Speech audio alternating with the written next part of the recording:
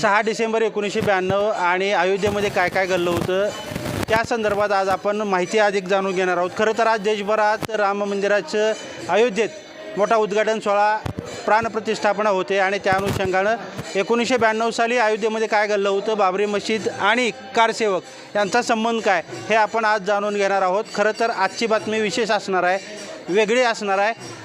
देशभरातून कारसेवक अयोध्येला गेलेले होते आणि असंच माढा तालुक्यातील मोडणीमधील सुद्धा कारसेवक अयोध्येला गेले होते। 9 कारसेवक त्यामध्ये सहभागी झाले होते।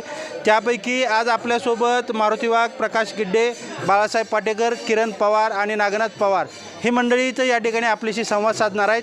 त्यावेळेसचा प्रसंग ते आपल्याला सांगणार आहेत। त्याचबरोबर यांच्यासोबतच डॉक्टर दिलीप कुलकर्णी असतील, प्रसाद दप्तरदार असतील, संजय खडके असतील आणि एक दिवंगत झालेले सुभाष सुतार ते आज हयात नाहीत, पण यांच्याकडून आपण आज अयोध्येमध्ये नेमकं काय घडलं होतं ते अगोदर आपण जाणून घेणार आहोत। स्वागत आहे तुमचं प्रकाश गिड्डे। आपण काय सांगाल, तुम्ही सुरुवात कशी केली होती आणि अयोध्येतले जो लाठीचार्ज आहे, फायरिंग आहे ते कशा पद्धतीनं झालं होतं आणि तुम्ही त्याचे साक्षीदार आहात, नेमकं मनात त्यावेळेस काय चालू होतं? जय श्रीराम। 6 डिसेंबर 1992ला जी काय कारसेवा झाली त्याच्यापूर्वी 2 कारसेवा अशा झालेल्या होत्या आणि त्या कारसेवा लालकृष्ण अडवाणीच्या नेतृत्वाखालीच म्हणजे पूर्ण भारतात आपल्या झालेल्या होत्या। पण पहिल्या जी कारसेवा झाली त्या टायमाला लाठीचार्ज म्हणा, गोळीबार म्हणा असा प्रसंग उद्भवलेला होता आणि त्याच्यात बरीचशी म्हणजे त्या ठिकाणी बरीचशी लोकांची म्हणजे प्राणाची तिथे आहुती त्यांनी लोकांनी दिलेली आहे। लाठीचार्ज मोठ्या प्रमाणात झालता आणि तो हंसिक म्हणजे त्या ठिकाणी माननीय मुख्यमंत्री मुलायमसिंग यादव त्या टायमाला होते, UPचे उत्तर प्रदेशचे। त्याच्यानंतर मग परत नंतर तिसरी जी कारसेवा झाली त्याच्या अगोदर बी कारसेवा म्हणजे असं संघर्ष म्हणजे बऱ्याच दिवसापासून 550 वर्षापासून हा चालू होता। पण खऱ्या अर्थानं म्हणजे आपल्या म्हणजे माहिती असल्यापासून आम्ही तुम्हाला सांगतो की ज्या काय 2 कारसेवा झाल्या अगोदर त्या कारसेवा अशा पद्धतीनं झाल्या आणि इथं परत तिसरी कारसेवा ज्या टायमाला चालू करण्याचा संकल्प सोडला गेला आणि तो संकल्प पूर्ण भारत देशातल्या सर्व जनतेने अंतःकरणापासून तो म्हणजे स्वीकारला, त्याच्यात सर्व जनता सहभाग झाली आणि त्याच्यानंतर पूर्णपणे भारतात या रामरथ यात्रेचं म्हणजे अजून परत कार्यक्रम म्हणजे राबवला गेला आणि त्या माध्यमातून जागृती बऱ्याचशा मोठ्या प्रमाणात केल्यामुळं संपूर्ण जनता अंतःकरणापासून ह्याच्यात सहभाग झालेली होती आणि त्या पद्धतीनं आपल्या तालुक्यात, आपल्या जिल्ह्यात, महाराष्ट्रात सर्व प्रांतात म्हणजे जी काय कारसेवेच्या माध्यमातून जी काय पुढं घडणार होतं त्याच्यासाठी सर्व विषय म्हणजे प्रामुख्यानं सगळं नियोजन चालू होतं आणि त्या नियोजनाप्रमाणे 6 डिसेंबर ही तारीख ठरलेली होती। त्याच्यापूर्वी इथून आपल्या म्हणजे जिल्ह्यातून, तालुक्यातून असे कारसेवक जाण्याचं नियोजन झालं आणि त्याप्रमाणे आपल्या माढा तालुक्यातल्या बऱ्याचशा प्रमाणात लोक इथून गेली त्याच्यात आणि माढा तालुक्यातलं नेतृत्व रामानंद सरस्वती महाराज टेकडी, चिंचगाव टेकडी यांच्याकडे होतं आणि 2 टीममध्ये माढा तालुक्यातली लोकं गेलेली होती। पहिली एक टीम 28 तारखेला गेली आणि दुसरी एक टीम अशी म्हणजे त्यात गेलेली होती। मग त्या ठिकाणी गेल्यानंतर जी काय प्रसंग जे अगोदरचं जे कारसेवेत झालेलं होतं तो कारसेवा वेगळ्या प्रमाणे होती आणि ही कारसेवा तिसरी जी कारसेवा झाली त्या तिसऱ्या कारसेवेत ही आजचा जो आपला ही भव्य दिव्य जो कार्यक्रम आज आपण निर्माण करतो किंवा झाला आहे तो त्याला फक्त आपल्याला एकच श्रेय म्हणजे एक जणाला द्यायला लागेल आपल्याला की त्या ठिकाणी उत्तर प्रदेशमध्ये कल्याण सिंग त्या ठिकाणी भाजपचे मुख्यमंत्री होते आणि त्यांनी त्या ठिकाणी पूर्णपणे त्या कारसेवेचं इतकं जबरदस्त नियोजन केलेलं होतं की त्या ठिकाणी कुठल्याही प्रकारचं प्रत्येक राज्यात जसं म्हणजे या महाराष्ट्र म्हणजे जसं आपल्यात राज्य राखीव पोलीस दल असतो आणि पोलीस दल असे 2 प्रकारचे दल असतात, त्या ठिकाणी त्यांचेही तिथल्या राज्यातले दल त्या ठिकाणी बंदोबस्तला होते। पण कारसेवकावरती कुठल्याही प्रकारचा दबाव न त्यांनी घालता त्याने अशा पद्धतीने आदेश दिला की कुठल्याही जनतेला जी कारसेवक आले त्यांना कुठल्याही प्रकारचा दबाव तुमचा नसला पाहिजे, ती उलट म्हणजे नमस्कार घालायचे, जय श्रीराम ती म्हणायची, म्हणजे इतकं प्रोत्साहन त्या ठिकाणी निर्माण झालेलं होतं। आणि त्याच्यानंतर ती कारसेवाच्या अगोदरची एक थोडीशी घटना 2 मिनटात मी सांगतो की कल्याण सिंग मुख्यमंत्री होते आणि केंद्रात नरसिंहराव सरकार होते काँग्रेसचं। तर त्या ठिकाणी केंद्राला त्यांनी म्हणजे केंद्र इकडं कारसेवेचा मोठा कार्यक्रम राबवणारा म्हणलं केंद्रानं हस्तक्षेप केला की आम्ही बंदोबस्त पाठवतो। तर कल्याण सिंगनं त्या ठिकाणी केंद्राला लिहून दिलं की त्या राज्याचा मुख्यमंत्री मी आहे, माझी जबाबदारी आहे ती बाबरी मशिदीचं रक्षण करण्याची जबाबदारी माझी आहे आणि ती पूर्ण पार पाडण्याची म्हणजे माझ्याकडे त्याची जबाबदारी असल्यामुळे मी ती पार पाडेन. माझ्या आवाक्याबाहेर गेलं तर मी परत नंतर तुम्हाला बोलवेन, पण तोपर्यंत मी तुम्हाला काय तुमचं येण्याचा इथं काय मी येऊ देणार नाही. कल्याण सिंग आणि त्यावेळेस केंद्र सरकारची सुरक्षा नाकारली आणि त्या पद्धतीनं नाकारल्यानंतर कल्याण सिंगनं बरोबर म्हणजे ज्या 6 डिसेंबर उजळली, कार्यक्रम चालू झाला आणि बरोबर 12च्या टायमिंगला कारसेवक मंदिरावरती चढले, म्हणजे मशिदीवर चढले एक 5-6 लोक. ती परत नंतर जवळजवळ 17-18 लाख लोक तिथं उपस्थित होते. तर मग परत नंतर स्टेजवरनं आव्हान केलं जात होतं, मंदिरावर 5-6 लोक कारसेवा आपली चालू झालेली आहे. मग लोक तिकडे पळायला लागल्यानंतर लोकांना स्टेजवरनं अनाउन्सिंग केलं की वा कोणी तसं पळ नका, दिवसभर आपली कारसेवा चालणार आहे आणि तुमच्या मनातला हितो आज साध्य होणार आहे, कोणी गडबड करू नका, तुमच्या हातनं कारसेवा होणार आहे.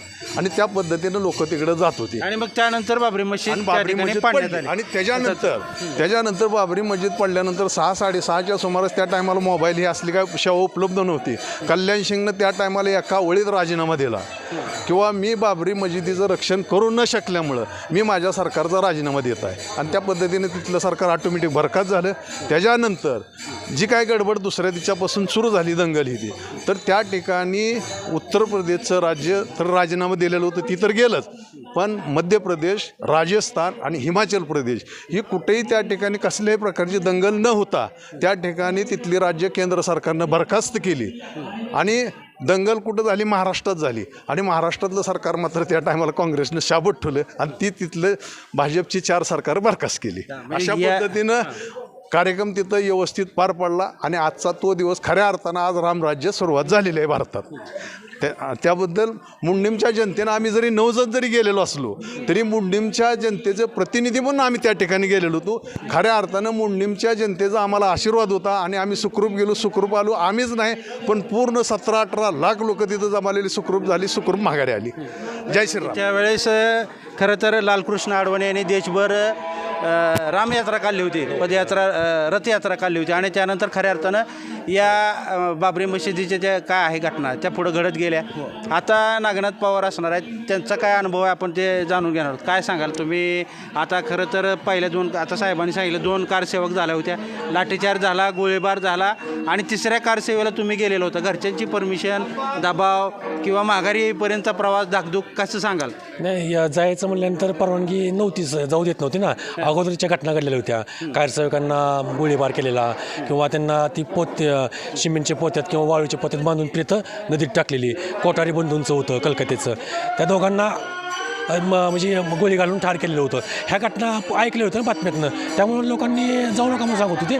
पण एक उत्साह होता, जी श्रीरामाबद्दल जी आस्था होती किंवा बाकीच्या पक्षाचा आदेश असेल किंवा संघटना असेल, त्यासाठी आम्हाला तिथं जाणं गरजेचं होतं आणि श्रीरामाच्या प्रेमामध्ये आम्ही तिथे गेलो होतो.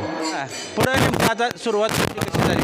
2 तारखेला गेलो, 2 डिसेंबर 1992ला आणि 4 तारखेला तिथे गेलो आम्ही आणि 6 तारखेला ज्यावेळेस कार्यक्रम चालू झाला म्हणजे मोठमोठे लोक स्टेजवर होते आणि 10-11 वाजता काही कारसेवक त्या वादग्रस्त डाचेवर चढले आणि तारेचं कंपाऊंड पूर्ण होतं, मोठं डबल टेबल होतं. ते तारेचं कंपाऊंड पूर्ण लोकांनी एक अर्ध्या तासात जमीनदोस्त करून टाकलं आणि जी स्वयंस्फूर्तीने लोक जी वर चढले, जी स्टेजवर आवाहन करतो ते जाऊ नका, काय करू नका, तर ते लोकांनी ऐकलं नाही. मग मी पकासाहेब आम्ही वर 2 जण पळत सगळ्याच्या पुढे जाऊन तिथं वादग्रस्त मशीवर गणाने हातोड्यानं मारलं ते. तुम्ही त्यावेळेस वर होतो, वर गेलो, ते पाडलं आणि तिथनं खाली आम्ही तिथनं आलो आणि ते 1-2-4 तासात तर सगळं जमीनदोस्त सगळं झालं होतं. म्हणजे पूर्ण आणि ज्या ठिकाणी जी आपण जी मशीद म्हणतो वादग्रस्त जागा, त्या ठिकाणी म्हणजे मोठे पुरातन वस्तू असतील रामाच्या मंदिराच्या अवशेषाचे ते सर्व सापडले तिथं आणि ते सापडले तिथं जमा केले आणि रात्रोरात तिथे एक छोटंसं मंदिर रामाचं स्थापन केलं तिथं आणि तिथं ती कायमस्वरूपी आत्तापर्यंत काल म्हणजे हे मंदिर चालवायच्या अगोदर तिथं पूजा अर्चना चालू होती.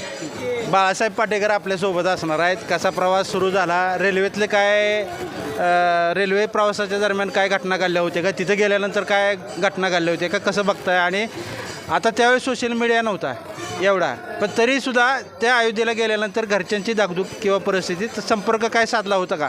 ही सगळी परिस्थिती तिथं उद्भवल्यानंतर. नमस्कार, जय श्रीराम. आम्ही इथून 2 डिसेंबरला कुर्डवाडीतून मनमाड इटा रशी करत अयोध्येला पोचलो. तिथलं जे 4ला जे झालं, 4ला आम्ही तिथं पोचलो. काशीवरनं तिथं गेलो अयोध्येला. अयोध्येत 6 डिसेंबरला 2ला पहिला कुंभट पडला. 5 वाजता पूर्ण सपाट झालं. 6 वाजता मंदिर तयार झालं तिथं, म्हणजे तंबूत. आम्ही पहिल्या दिवशी गेल्यानंतर आम्ही दर्शन घेतलं, म्हणजे त्या मशिदीत असणाऱ्या मूर्तीचं दर्शन घेतलं आम्हाला. दुसऱ्या दिवशी आमचं भाग्य असं होतं की आम्हाला परत 6 वाजता ती तंबूत, तात्पुरत्या तंबूत ठेवलेल्या मूर्तीचा आम्हाला जवळून त्यांचं पदस्पर्श करण्याचं भाग्य आम्हाला लाभलं. इतका चांगला योग त्यावेळेस होता.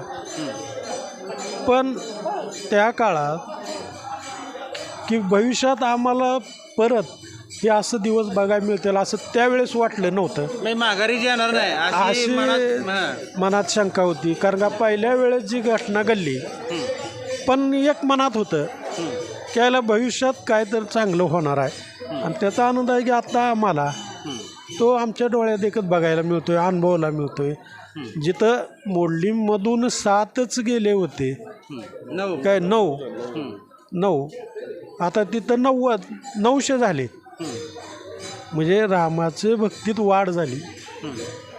अतिशय चांगला सोहळा झाला. रेल्वेत प्रवासात येता जाताना त्यावेळेस आमच्या खिशात रुपया नव्हतो. आम्ही असेच की 200 रुपये माझ्या खिशात नितीनबाईनं मुरलीमच्या स्टेशनमध्ये ठेवली होती. त्या 200 रुपयात आता आम्ही एवढे जण, पण रुपया खर्च झालेला नाही. जाता येता काही त्रास नाही. कारण का बजरंग दल आमक्याचं सगळ्यांचं संरक्षण होतं. जरी सरकार कल्याण सिंगचं तिथं जरी नसलं तर सुरक्षित बाहेर आम्हाला काढलेलं तिथं असणारे बजरंग दल कार्यकर्ते, दुर्गावाहिनीच्या महिला मंडळ, RSSचे आणि इतर पूर्णपणे त्यांनी आमचं संरक्षण केलेलं आहे. महाराष्ट्रात आम्हाला फक्त श्रीरामपूरलाच फक्त आम्हाला त्रास झाला. तो काय म्हणजे 1 सेकंद म्हणजे असं समजून चालायचं, पण आटोक्यात काय अडचण नाही. कुठेही आम्हाला खर्च नाही, काय नाही. इतकं जवळून आम्ला हे करता आलं, सगळं काय अनुभवता आलं की बघता आलं. भविष्यात म्हणजे अशी वेळ पुढच्या पिढीवर येणार नाही. अशा पद्धतीचा आता हा कार्यक्रम चालू आहे सर. नाही, आता तुम्ही सांगताय आम्हाला खर्चलं नाही, ही नाही, तुम्ही सुखरूप परत आला, पण तुमच्या चेहऱ्यावरनं त्यावेळेसचा प्रसंगी जो भीती आहे ती मनात इथं उघड दिसते. कॅमेरामॅन एकदा चेहरा यांचा क्लिअर घ्या. त्यावेळेसची जी भीती जी होती मनात माघारी येईपर्यंतची, ती आता चेहऱ्यावरती स्पष्ट जाणवते. मारुती वाघ आपल्यासोबत असणार आहेत. मारुती वाघ, आता सांगा, तुम्ही गेला त्यावेळेस प्रसार मीडिया एवढा नव्हता, तरीसुद्धा लाखो लोक तिथं जमा होतात आणि त्या ठिकाणी क्षणार्धात अर्ध्या तासात बाबरी मशीद पाडली जाते आणि त्यानंतर राम मंदिर उभारलं जातं केवळ 10 मिनिटात. कसं बघता याच्याकडे आता अगदी थोडक्यात सांगा. आता खरं तर सांगू का, वास्तविक पाहता आम्ही ज्या वेळेला तिथं पोचलो 4 तारखेला, 5 तारखेला आम्ही रामलालाचं दर्शन घेण्यासाठी म्हणून गेलो. तर तिथं सगळ्या विळूच्या काठ्या 1 किलोमीटर बांधलेल्या होत्या दर्शनासाठी रांगेत जायला. आणि जागोजाग केंद्रीय विभागाचा सगळं संरक्षण बंदोबस्त होता आणि त्याच्या हातामध्ये त्यांच्या स्टेन गंधारी होत्या सगळ्यांच्या. तर मी नुकतीच पत्रकारितेत सुरुवात केली होती, त्यामुळं माझी चौकस बुद्धी होती. मी प्रत्येकाला विचारत होतो हिंदीमध्ये की तुम्ही समजा वरून आदेश आला तर तुम्ही गोळीबार करणार का. त्यांनी सांगितलं आम्हाला जर वरून आदेश आला तर आम्ही गोळीबार करणार. तर पाठीमागच्या 90ला जो गोळीबार माणसं मेली गेली त्या पद्धतीने ह्याही वेळी घडू शकतं असं काही पोलीस बांधवांचं, महिलांचं म्हणणं आलं. त्यानंतर आम्ही जात ते मंदिराच्या पुढच्या बाजूला एक चबुतरा होता. चबुतराच्या तिथं गेलो मी. चबुतराच्या तिथं गेल्यानंतर त्यांना विचारलं, तिथं भजन चालू होतं. त्याला मी विचारलं हे भजन किती तास चालतं. ते म्हणले कितने तास नाही, कितने दिन चालतं आहे बोलो म्हणले. मी म्हणलं कसं काय असं. तर ते म्हणले हे 24 तास चालतं. आमचे 6-6 तासाचे काही टप्पे आहेत, ग्रुप आहेत आणि ते प्रत्येकजण येऊन 6-6 तास इथं बसून हे हिंदीमध्ये भजन केलं जातं. तर मग मी म्हणलं इथं कधी नमाज पडला होता का. तर ते म्हणले इथं कधीही नमाज पडला गेला नाही. म्हणजे म्हणायचं एक आहे की त्या ठिकाणी ज्यावेळेला बाबरानं आक्रमण केलं त्यावेळेला प्रभू श्रीरामाच्या मंदिरावर त्यांनी अतिक्रमण करून तो ढाचा तयार केलेला होता. म्हणजे ती हिंदूंचीच राम मंदिर होतं, राम जन्मभूमी होती, राम मंदिर होतं. तिथं बाबरी मस्जिद वगैरे काही नव्हती. परंतु बाबरानं तो ढाचा तयार करून हिंदू आणि मुस्लिमांमध्ये वाद लावण्याचा एक प्रयत्न केला आणि त्याच्यामुळं अनेक लढाया झाल्या, न्यायालयीन बी लढाया झाल्या आणि शस्त्राच्या पण लढाया झाल्या. परंतु 1992ला जी कारशेवा झाली त्याच्यामध्ये 100% यश आलं आणि आजचा जो आपण दैदिप्यमान रामाचं मंदिर बघतोय त्याला कारणीभूत हे सगळे गेलेले कारसेवक आहेत. त्यावेळेस तर साधारणपणे परिचय पत्र मिळालंय त्यावेळेस हे त्यावेळेस कारसेवक परिचयाचं पत्र आहे की अशा पद्धतीनं कारसेवकांना हे पत्र दिलं जात होतं आणि त्यानंतर ते कारसेवक अशा पद्धतीनं अयोध्येच्या ठिकाणी गेलेले होते आणि त्यांनी याची डोळा हा सगळा अनुभव आपण आता लाईव्ह महाराष्ट्र 2 न्यूजच्या माध्यमातून ऐकलेला आहे. सुखरूप परत आले असले तरी मनात धाकधूक होती, कारण मागच्या 2 कारसेवकांमध्ये गोळीबार झालेला होता, प्रचंड लाठीचार्ज झालेला होता.